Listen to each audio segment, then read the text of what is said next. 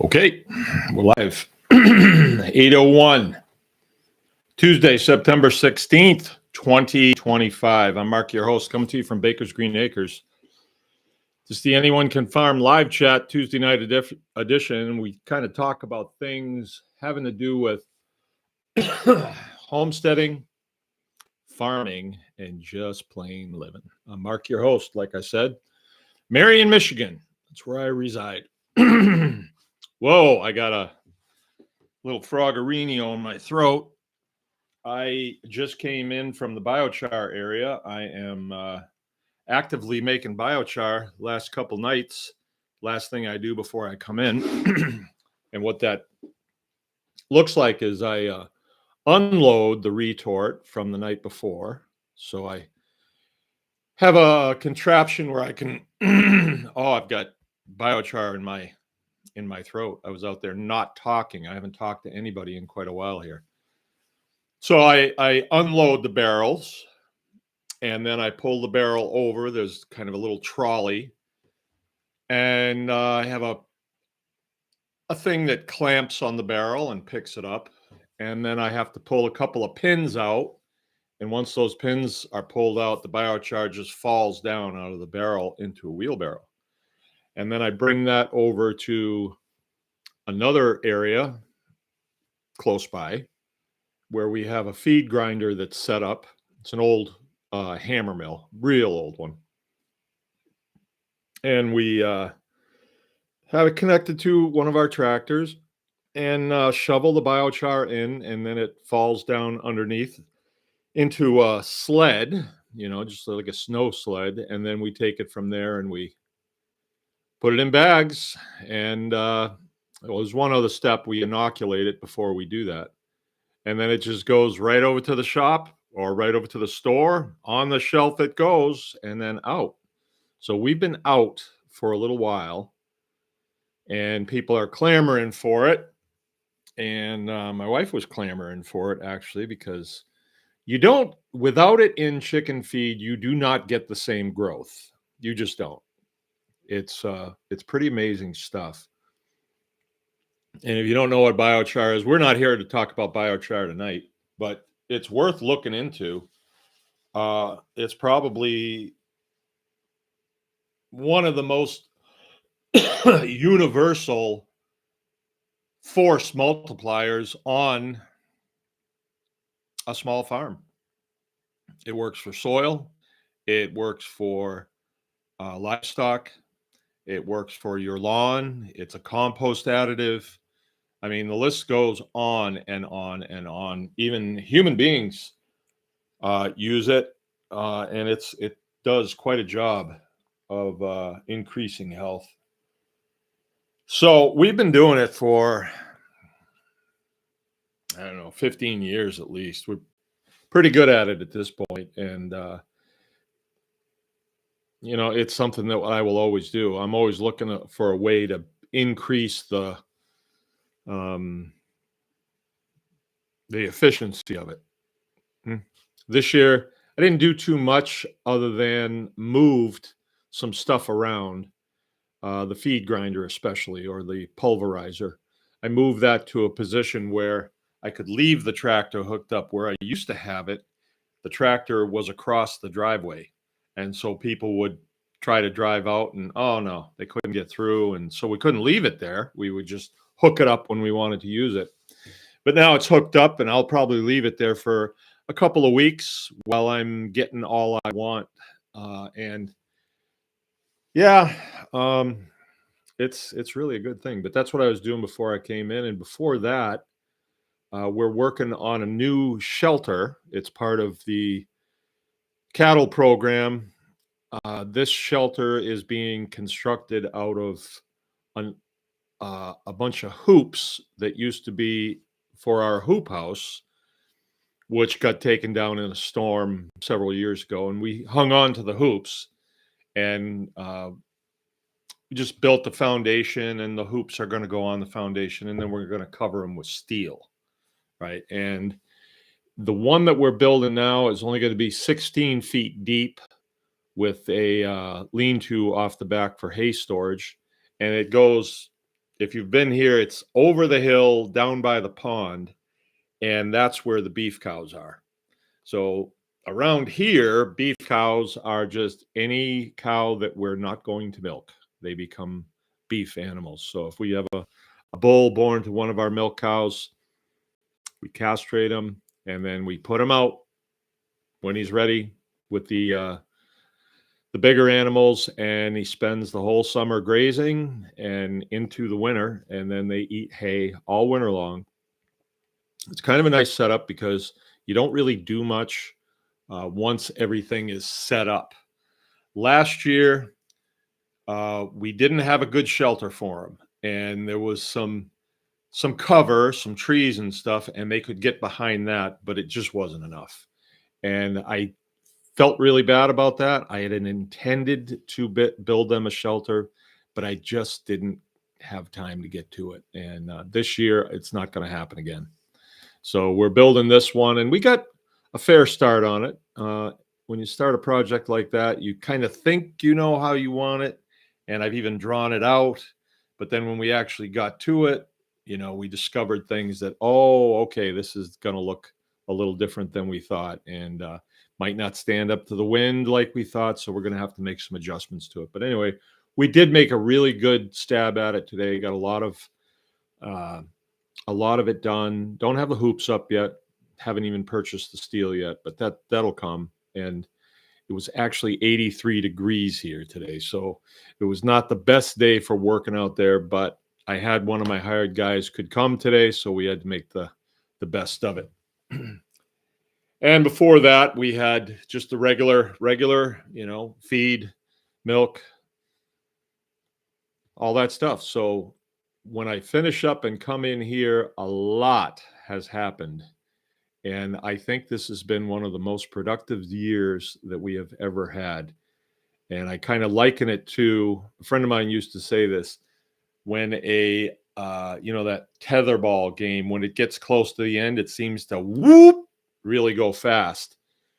I don't think we're close to the end by any means. We're just close to the end of the processes that we're doing now, getting those processes to completion.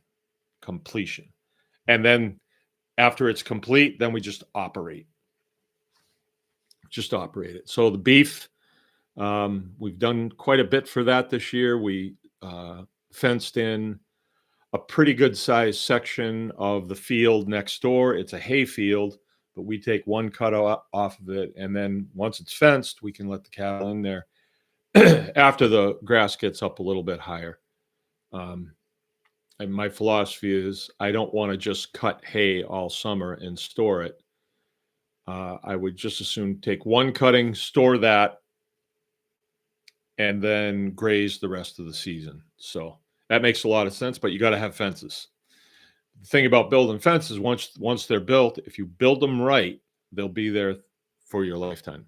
So yeah, so it's a balancing act to see, like if we could just not have to make a living while we're doing this, we could just spend all of our time constructing, and then at the end of several years, okay, now we operate, but then we'd have to pay back a huge debt to society, I suppose, if that was the case. So anyway, that's what we did today, and it was a good day. It was a good day.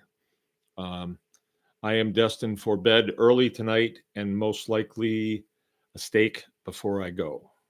So what I get to talk tonight about is it kind of connects to something that we talked about a couple of weeks ago, and it was picking your team, right?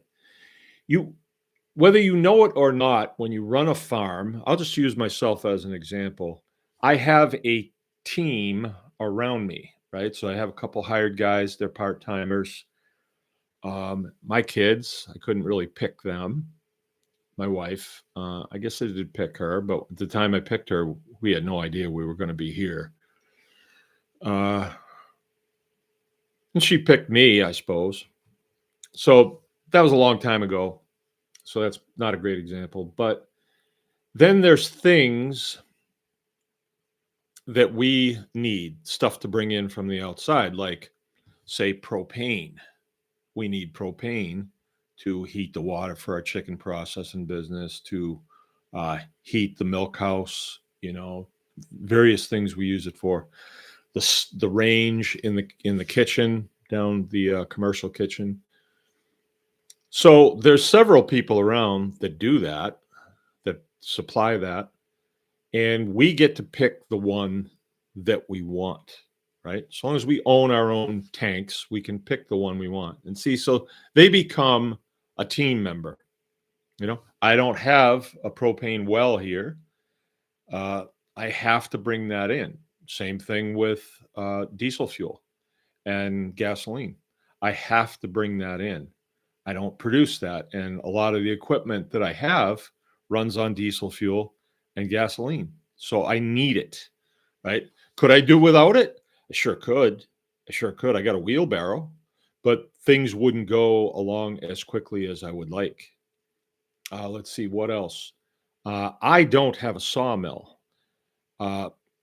Homestead Provisions does. And they saw all of our wood for us. I used to use an Amish guy that was in the same neck of the woods, but when Parker Holmes came on the scene, I chose to use him because he does business with me.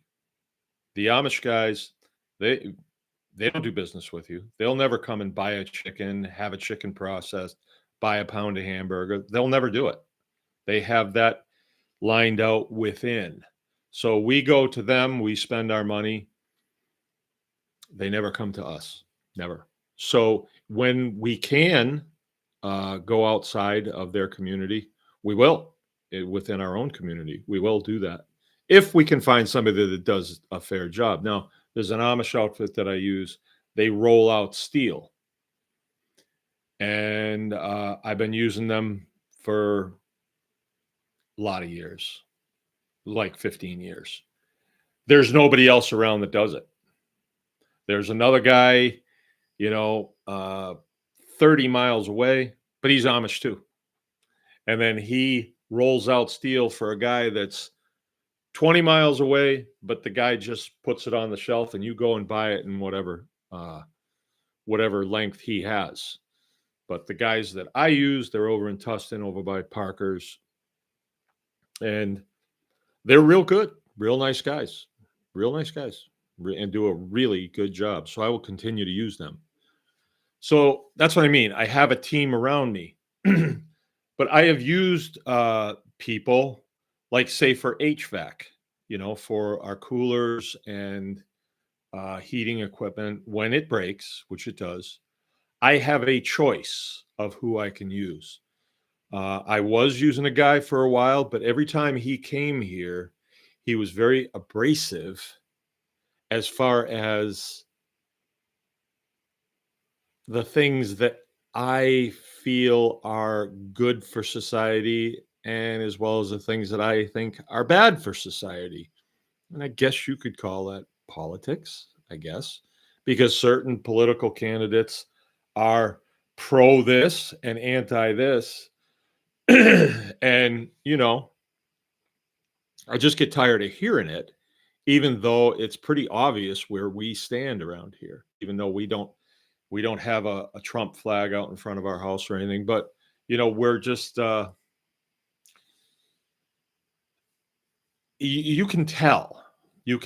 I fly the American flag. I'm an American serviceman. You can tell. And he was not sensitive to that. And he was a good guy. I mean, as far as getting his job done, he was good. He was able to do it. Charged a lot. But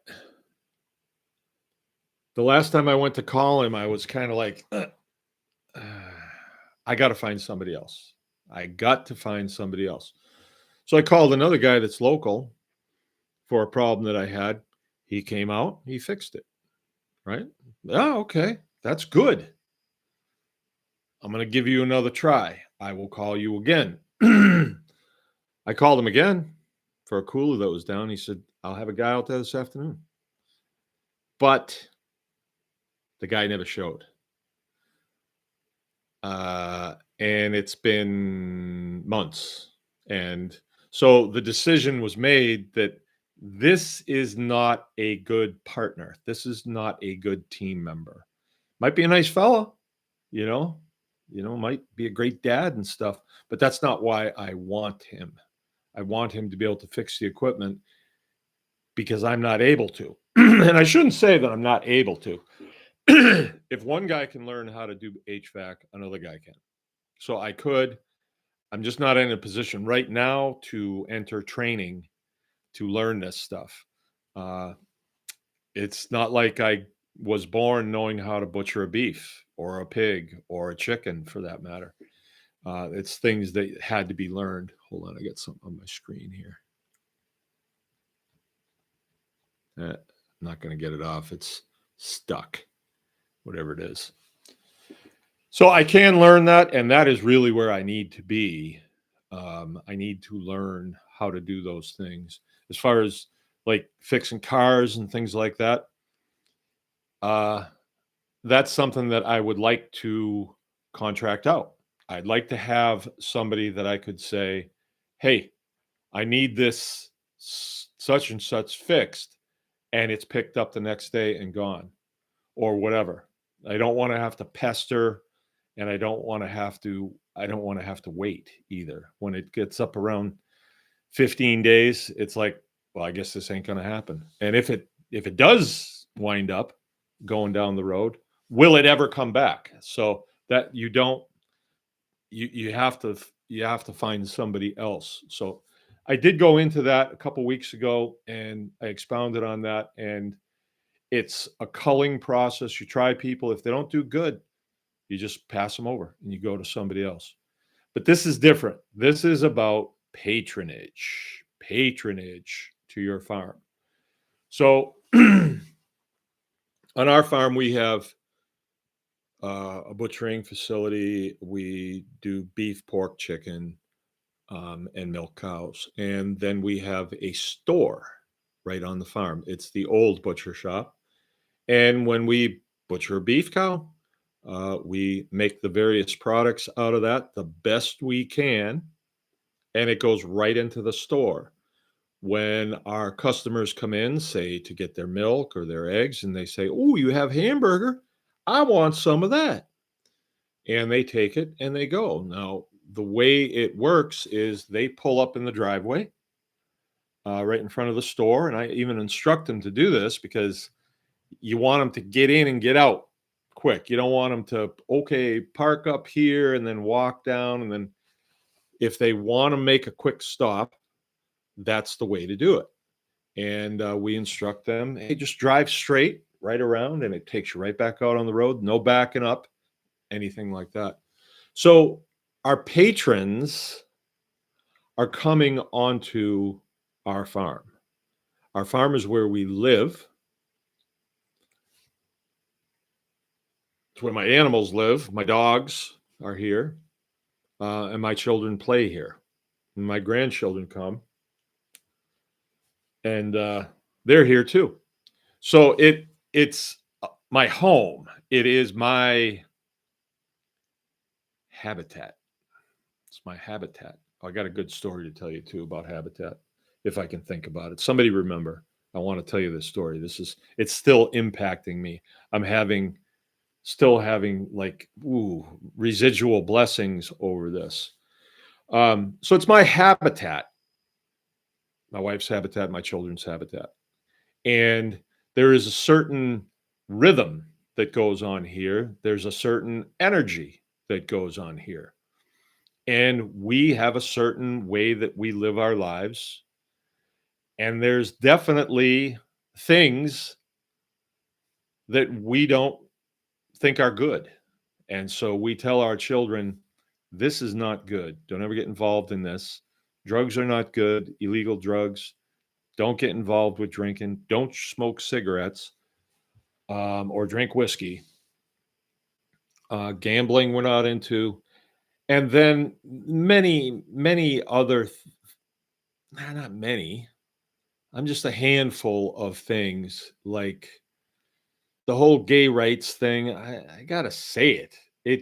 I don't see anything good coming from it. and I see a lot of pain coming from it. And so we keep it at arm's length. And that is my right as a citizen to say, I don't like this. I don't think this is good.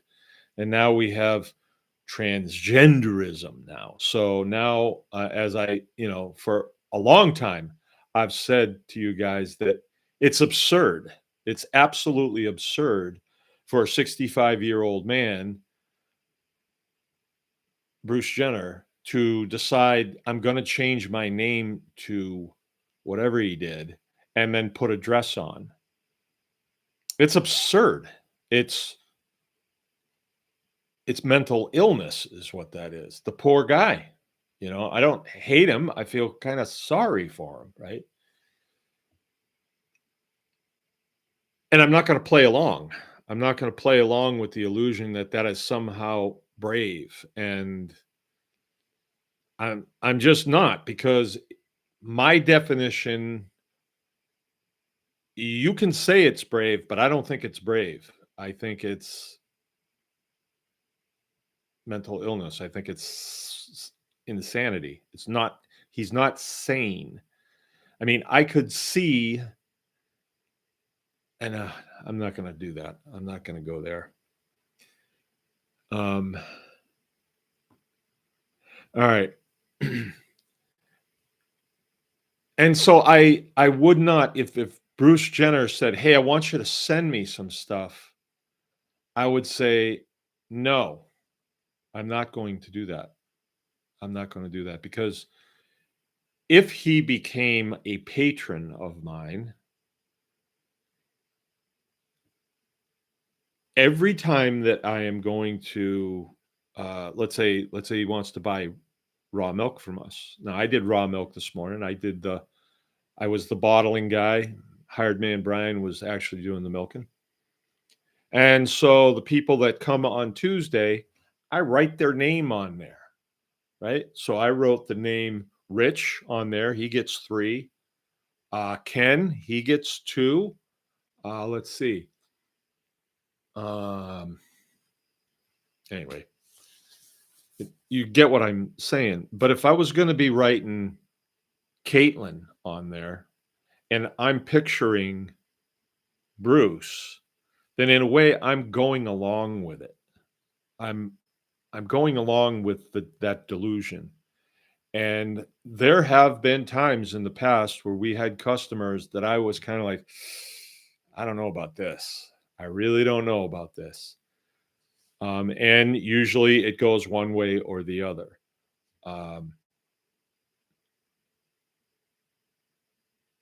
But your patron, no, not but, and I have to say to you, your patrons, the people that you serve, the food that you're putting your heart and soul into, become part of your operation.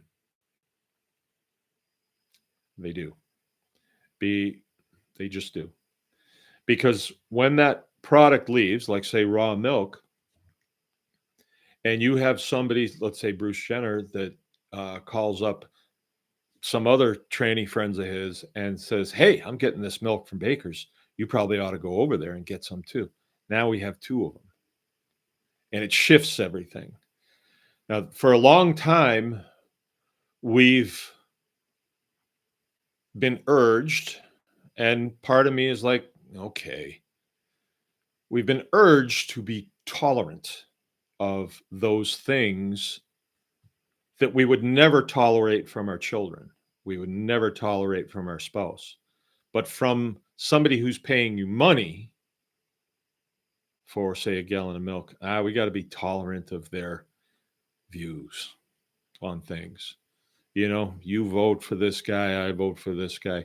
And for a long time, I had friends that were big time demos, big time. But it never came up.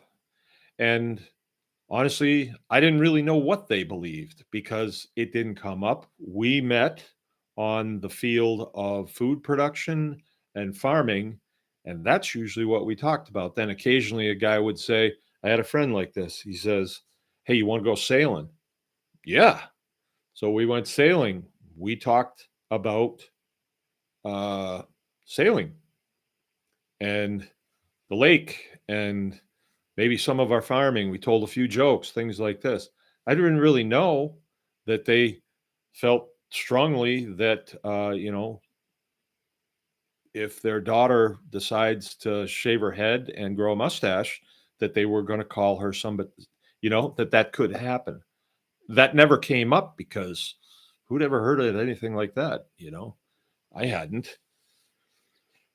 And as things have progressed in our society, if you vote for this candidate, oh, you're probably very pro homosexual, and you're probably pro, we shouldn't have a border, let everybody in, and you're probably very much, transgenderism. Oh yeah, if a 3-year-old wants to have surgery, you should, or you're a bad parent type thing. You probably know that they fall in line with that because it seems like they all kind of do. Abortion is another one that I think that's absurd, actually. I think abortion is absurd. I think it's murder, and they don't see it that way. So, uh, if you want that energy on your farm, if you think that energy is what you want, then you invite it on.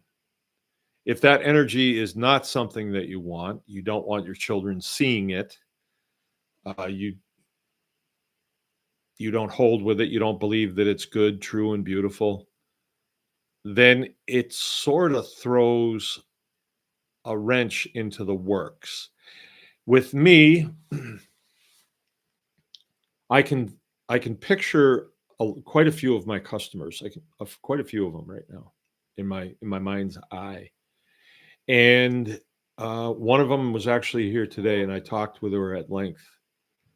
And I didn't know her very well. I've known her for a long time, but I didn't know her very well. But there was something bad has happened in this community, and she expounded on that, how she felt about it, and I got to know her much better.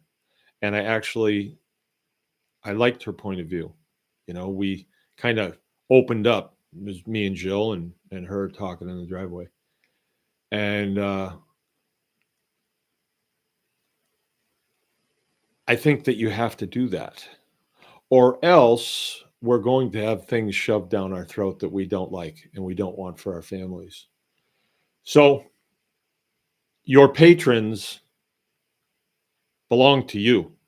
They come to you and they say, I would like this. And you say, okay, well, let's talk a little bit. I want to see if this is going to be a good fit.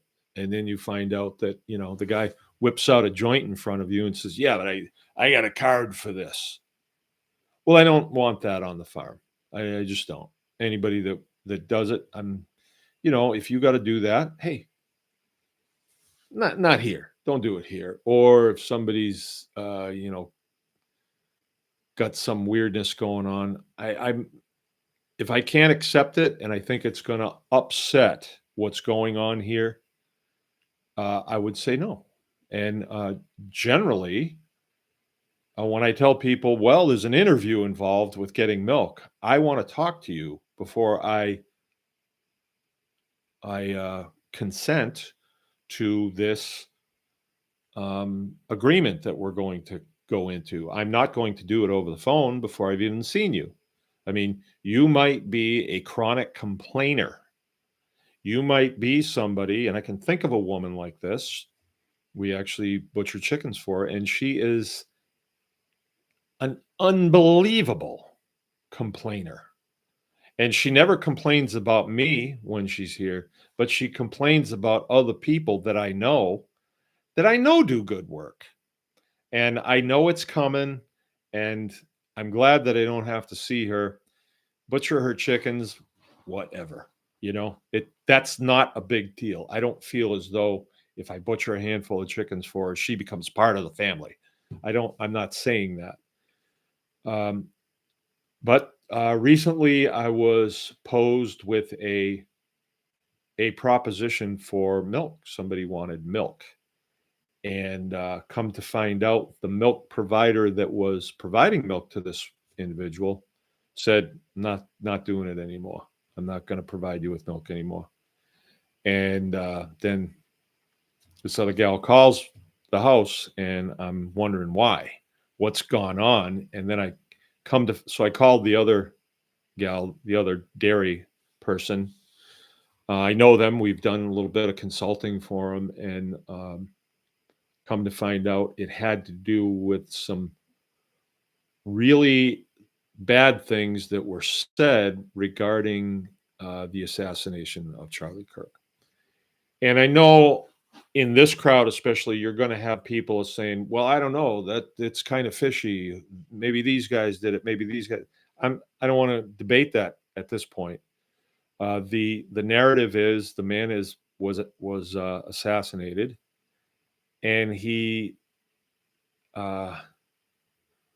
just goes and talks to people. He's not an athlete. He's not a builder of homes. He is a conversationalist, and the conversation that he says, some people don't like. And this particular gal that approached me to get milk felt as though that homicide was justified because he speaks out against homosexuals, and he speaks out against sin is what it is. And he tries to tell people, hey, there's a better way. You know, he's a big time Christian. And I think that bothers her too.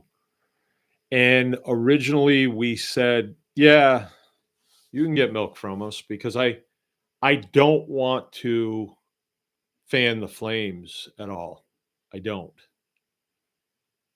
And I'm hoping that this blows over the same as the Wu flu blew over, you know, like the people that were down on us because we wouldn't wear face masks and take shots and all that stuff. They've forgotten all about it now, and they want to be friends now. Okay. So I'm hoping this blows over too. As I've said to you guys before, my focus is my family, and then a little further out is this farm.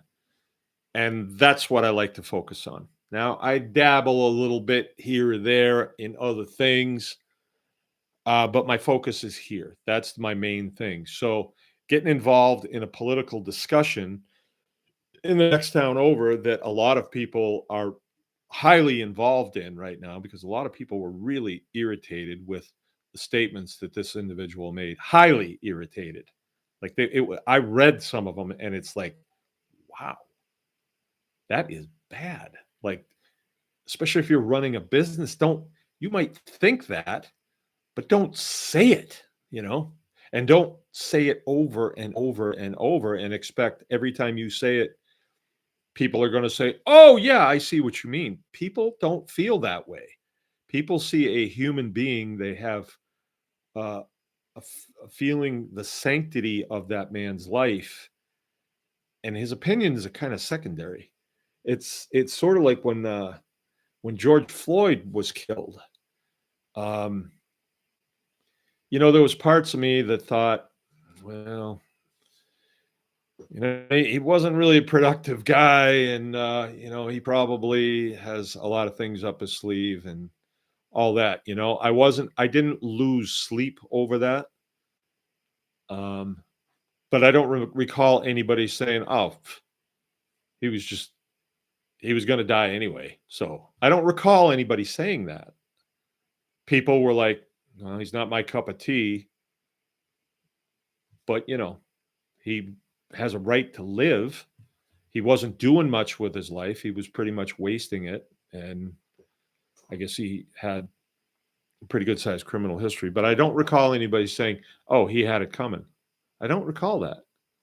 And I don't think I keep company with people who do say things like that. Oh, it's justified killing him because he doesn't like homosexuals.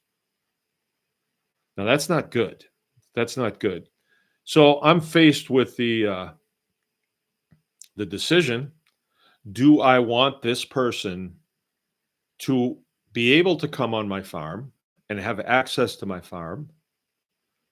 with a stinking attitude like that, because I think if you are a big Charlie Kirk fan and you know his stance on things and you asked me those things, I think we'd be pretty darn close. Pretty darn close. I'm not a big Israel guy. I'm just not. I can sense dirt, and I sense it all over Israel. And I'm not a big fan. But who cares if I'm not a big fan? Who cares? Are you a fan of the Orioles? No, I'm not. Right? Doesn't really bother anybody if I'm not a fan. I don't have to be a fan. Fan of Charlie Kirk? No, I don't think I was a fan.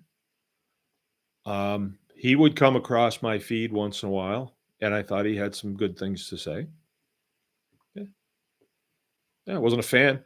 If he'd have come to the next town over, Cadillac, and we could go and see him, and it was free, I wouldn't.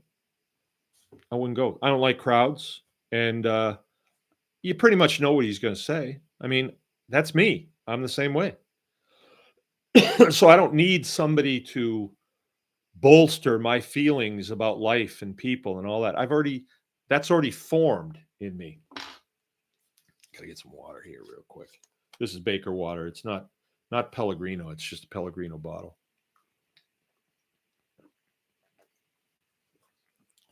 Misplaced my canteen that I've had for like 30 years. So I'm faced with a decision. Do I want this person in our herd share? And at first I said, yeah, okay. We don't want to stir things up too much. But then I was forwarded all the information, all the rotten things that she said. And she actually said, anybody that isn't totally on board with the whole LBGDQ thing, that she doesn't want to do business with them. So that was my out. I'm going to inform her that, I'm not into that whole thing. Matter of fact, I think it's evil and kind of sick. And I'm definitely not pro illegal immigration. Definitely not. I don't see anything good come from that. In my community, I see bad come from it. So why would I be for it? Like, oh, let everybody come in. No. You can't. Other countries don't do that. It's just this weird group of people in this country that have an idea the way it ought to be, and they've never really been any place, and so they don't really know very much. I find a lot of people on the left are quite inept as far as skills go. They don't know much. Seems like a lot of them have pretty good size college degrees, and they're always leaning back on that. But as far as life skills, generally they don't know how to do very much at all. And like this gal that I'm talking about, I've tried to show her things. She's a wannabe farmer, but she knows it all. And when you drive by her house, it's just an absolute mess. And I don't think anything's coming from it. So things are kind of shaping up. And I've known her for a long time, and we've been very sympathetic.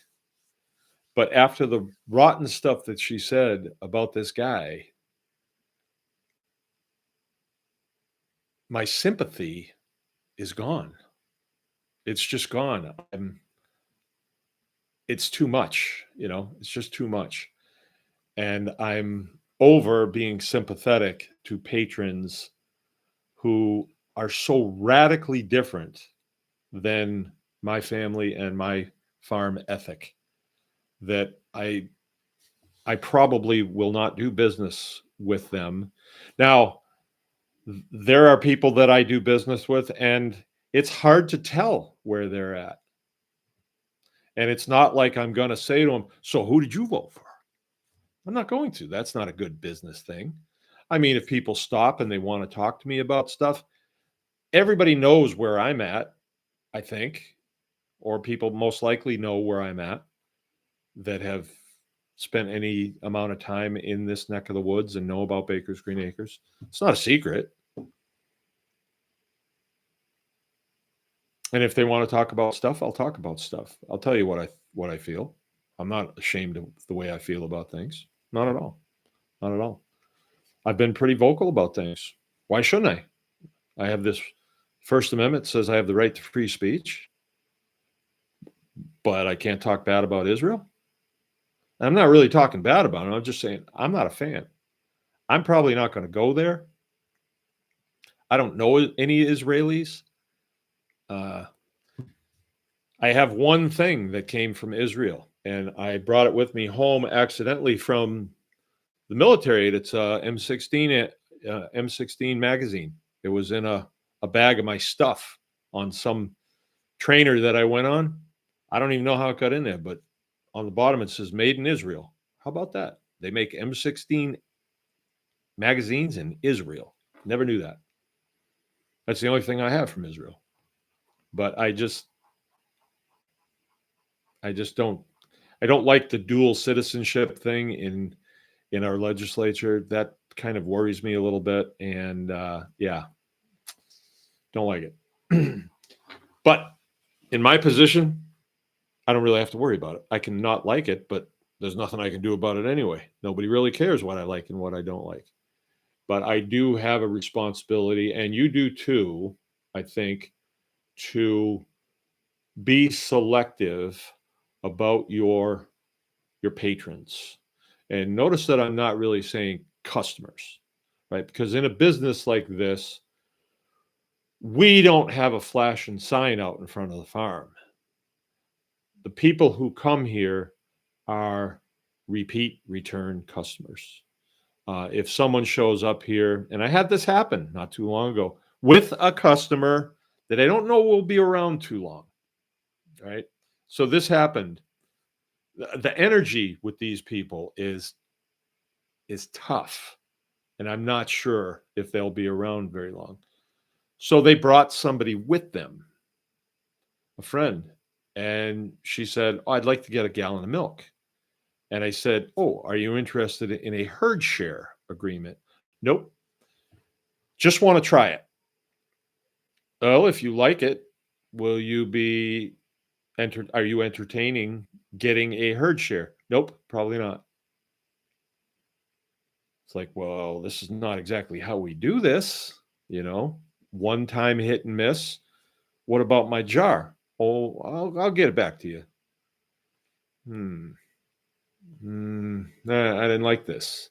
However, a $5 jar, and it was a elderly woman. And I thought, I could be a hard line on this, but I don't think I will. I'll let it go. I'll do it. So I did. But what happens when you do that is the energy or the flow or the rhythm of the farm gets upset. I have another example. We were out on the road one time. I forget what we were doing. I think we'd gone to the beach and we were coming home.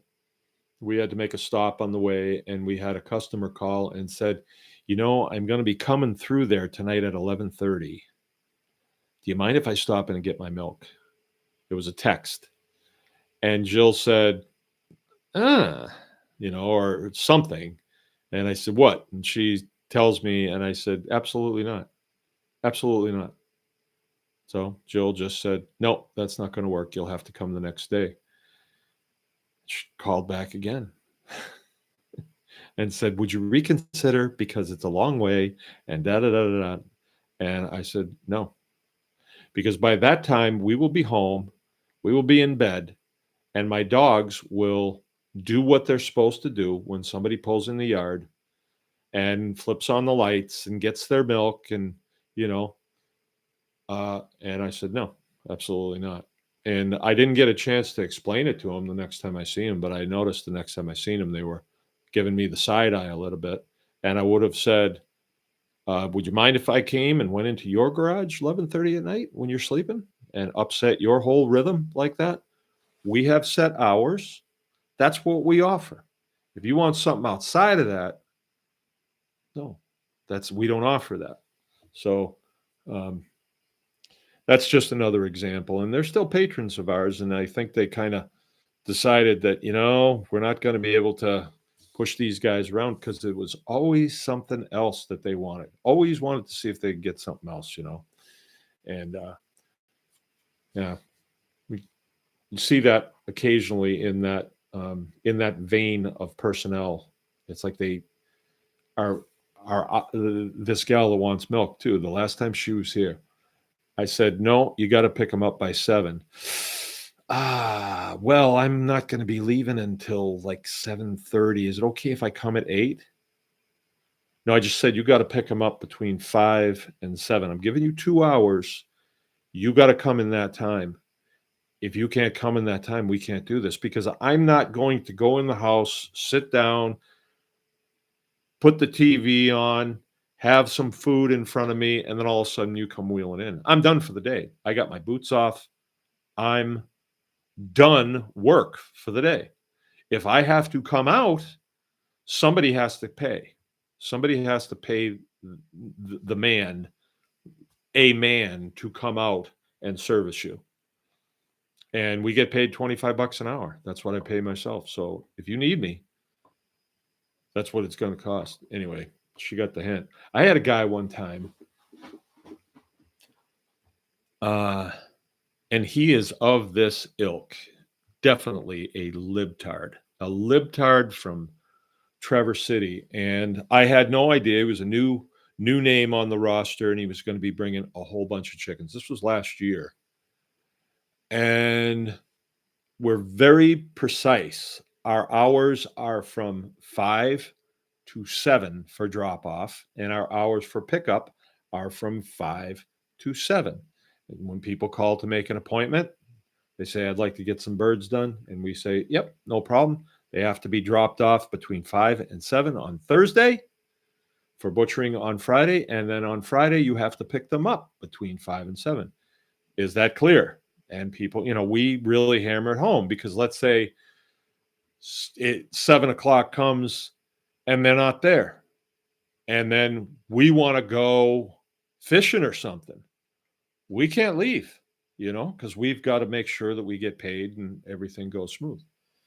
So we make it very clear. And this guy was made abundantly aware of what the hours were. And I remember because I was working in the milk house and I was getting very close to getting water turned on. I was doing plumbing, 8:30 on a Friday night. I don't have the roster in front of me. So I don't know that there's one person that hasn't come. I don't know that. I assume it's past 7, everybody's in. It's dark out. And here comes a pickup truck down the driveway. Hour and a half late. And the guy hops out. He's got a cute little ponytail and funny little hat on and stuff. And he's putting his gloves on and stuff. And I come walking out and he says, you look a little upset. And I said, the hours are from 5 to 7. I am working on something else now, right? You're interrupting me. And he says, I kid you not. He says, well, I'm a dentist. And I'm licensed by the state of Michigan. I kid you not. And this guy was a libtard from hell. And I just stood there and looked at him. And I said, well, and he had all of his birds in the back of a pickup truck, brand new pickup truck, jacked way up. And then had built something that held the chickens on there, with chicken wire. So you can't leave the pickup. So those chickens have to come out and they have to go in cages. That's what I do when I'm here between 5 and 7. You assist the customer. But now it's 8:30 and I'm working on something else and my dinner's going to be ready shortly. So I am not happy. I am not happy with him. And so, but I sucked it up and I did it. And I said, now pickup time tomorrow is between 5 and 7. I said, are you going to be on time? And he said, well, I should be. And I said, listen to me, pal. You better be on time or it's going to cost you. Are we clear? And I was not very nice about it. And he was like, he was here right at 5 o'clock. So he cleared his schedule to fit to our schedule. What, dentists work from 5 to 7 at night? I don't think so. Anyway, you get that with that group. Anyway, so I've gone on and on and on, I guess. But let me finish up by saying,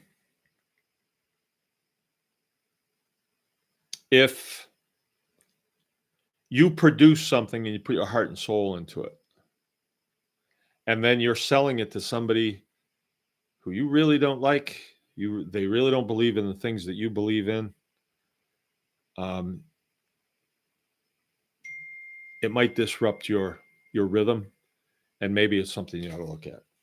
I've been doing this a long time, and it does disrupt the rhythm.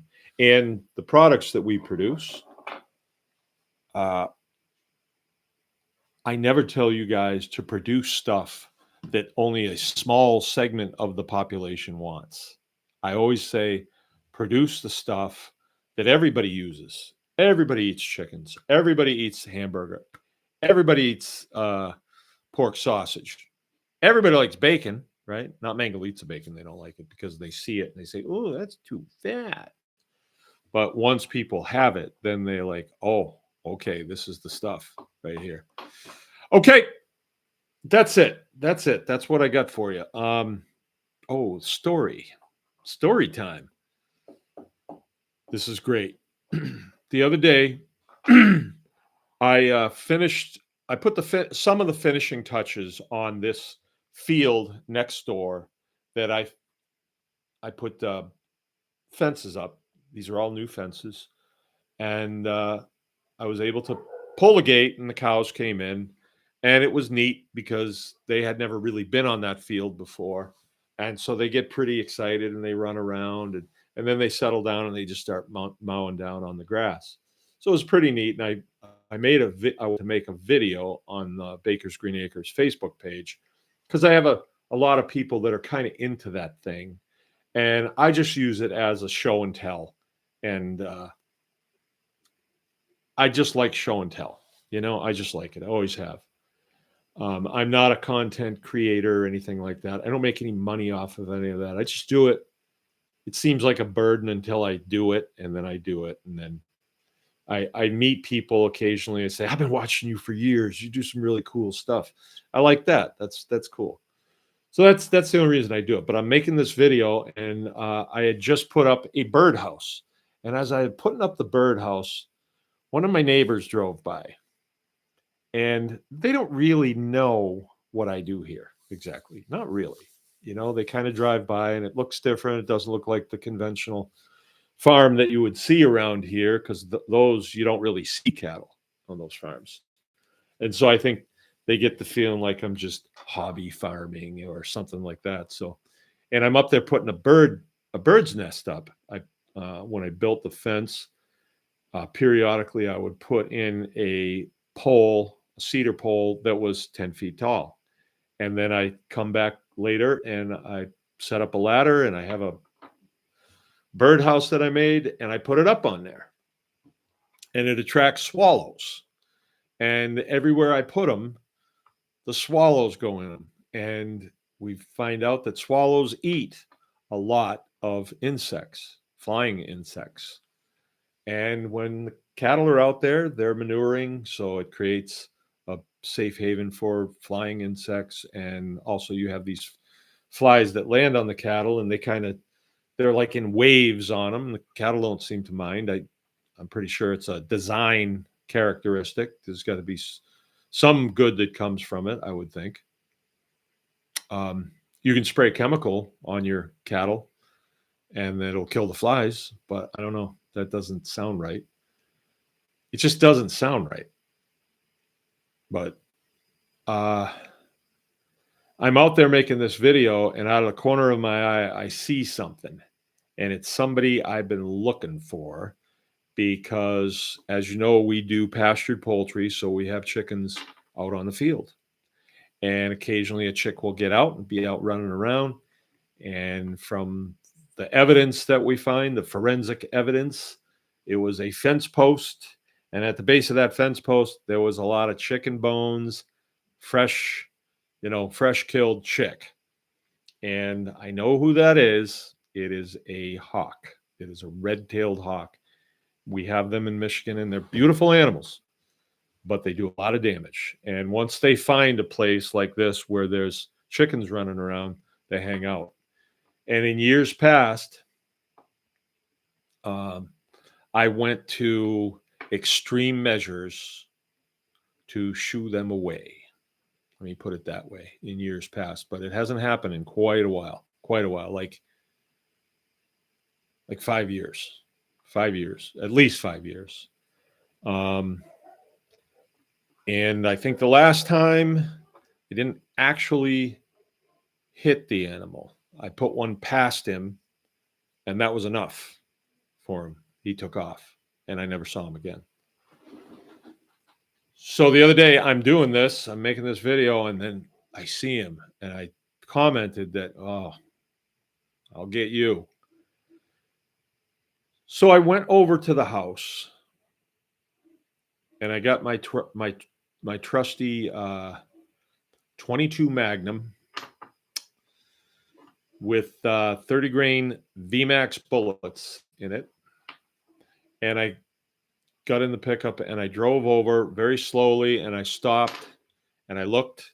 There he was. Now, from where I was, he was probably 300 yards from where I was when I pulled in the driveway. So I moved up about 100 yards, but I didn't move directly towards him. I moved because if they get the idea like you're watching them, they're gone. You want to make it seem like, he's building fence. He doesn't care about me.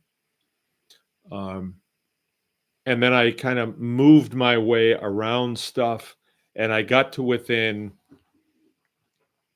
110 yards. And for that particular rifle, not a problem. They're big. They're like 18, 20 inches tall, and they'd be about that wide, right? And I was going to take an extreme measure there to shoo him away. And I still had the thought in my mind about putting up a bird house or a swallow house, and how by doing that, the habitat on that field. Now the swallows have a place to go, and they're going to eat the bugs that bother the cattle and the bugs that get in the cow patties and stuff. So it's like, that's a good thing. That is good. It is good. And none of my neighbors like swallows. They don't see the benefit. So I'm hoarding all these swallows. And I'm thinking, and they think I'm dumb for doing it. It's like when I pick up manure from their house. They think I'm dumb for doing it. So that is all going through my mind. And I lower the window on my pickup, and I slide this trusty implement of death out, rest it on the mirror. It's bouncing around a little bit, so I shut the truck off. Now it's just me and him, and he's 110 yards, and I'm quite sure that's how far he was. I clicked the safety off. So I'm just a trigger pull away, and then I have this vision. I have this vision of cradling this magnificent animal and warm blood running down my hand. I'm not kidding. I just had this vision. It was like I stepped into the future, and that is what was going to happen. And I didn't like that. So I had to keep thinking it through, and like, well, maybe I shouldn't do this. And I thought, that is a magnificent animal. And I'm the one that puts chickens out on the fields to tempt him. Maybe I shouldn't do that, or I should adjust that. That went through my mind. Yeah, I can adjust that. But killing this animal, that's permanent. And so the more I thought, and this happens in like 5 seconds, but before I knew it, I heard click, and that safety was back on. And I said, I'm not going to do it. And I knew in my mind, I'm not going to do it, and I'm never going to do it again, because that animal is part of the biosphere here and serves a purpose. It's a wonderful, beautiful creation. I mean, it's not a general purpose animal. This is something that can see an unbelievable distance and can fly at incredible speeds, and just a really good hunter and all that stuff. It's not the same as a chicken. And about that time, I pulled the rifle back in and put the muzzle down onto the floor, and it's resting on the seat. And about that time, the wings come open, and he flies directly towards me, and stops on a fence post. Now he's 40 yards away from me, and now I can see him. He does a little turnaround, and I can see his feathers. I can see his little red tail, and I can see his eye. I can see it. I'm thinking, what a coincidence. I'm thinking, I didn't kill him, and then he flies towards me. And about that time, he lights off of there and right onto the ground, and bang, gets a mouse or some mouse-looking thing. Might have been a mouse. Might have been a shrew or something. I don't know. But it's just in the middle of a hayfield. Gets it, and I can see him kneading it with his claws. And then up to another fence post, sits there for a minute, finishes, and then goes. And I'm thinking, I almost shot that thing. Like, I don't think I'm ever going to do that again.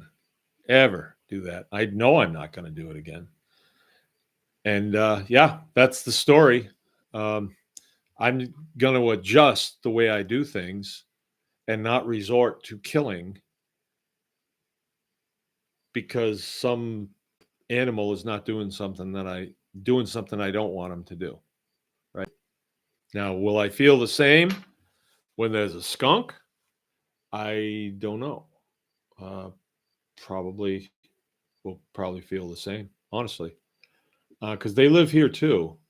I mean, just by shooting them, it doesn't make it so they don't come back. It's just you've just shot one of them. There was an incident that happened about a month ago. I heard something outside, and it sounded like a bag or something that was crushing this, was barking. And the puppy's big now, but the puppy was just a couple months old at the time. And so I go and I look out, and I'm the only one up. It's like midnight. I look out, and there's something trying to get in a bag of dog food. And so I put the flashlight on it. It's a possum, and a big one too. And the night was calm. And I had a gun available to me. I could have shot him.